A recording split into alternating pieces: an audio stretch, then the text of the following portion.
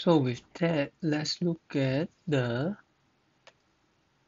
interaction plot.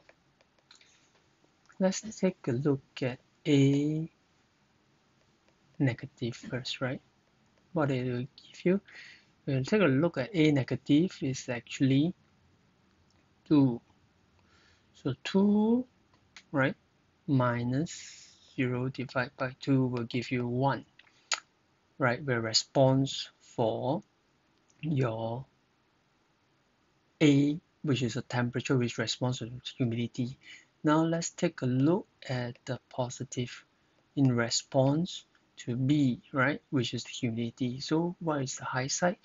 So you actually give you 9 minus 5 divided by 2, which will give you 9 minus 5, which gives you 4. 4 divided by 2 is 2. So the interaction of A and B, right, will give you 2 minus 1, which will give you 1. So that's how you get the interaction. Now let's take a look at B. B, right? If it's B on the low end, what does it give you?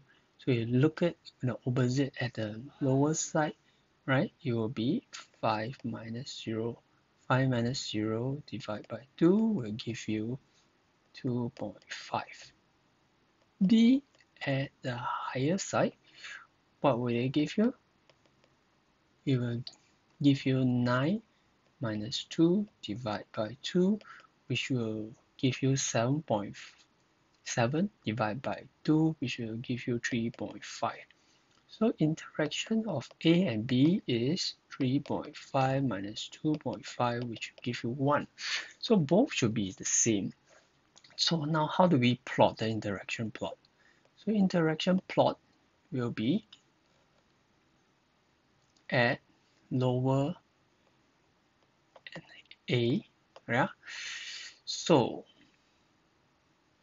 this part at low A is actually at 1, right? Where the at lower, where B is at low, right? A is at low, this is 0. Now let's see A at high and B at low, which will give you 5, right? So what is this? This is B at the lower end. Now let's see A in the lower part and B at high, which will give you 2, right? And A is positive at the higher side, quoted, and B is positive at high side will give you 9, right? So this is how the interaction plots looks like. Okay. Now let's take a look at the estimates. So the y estimates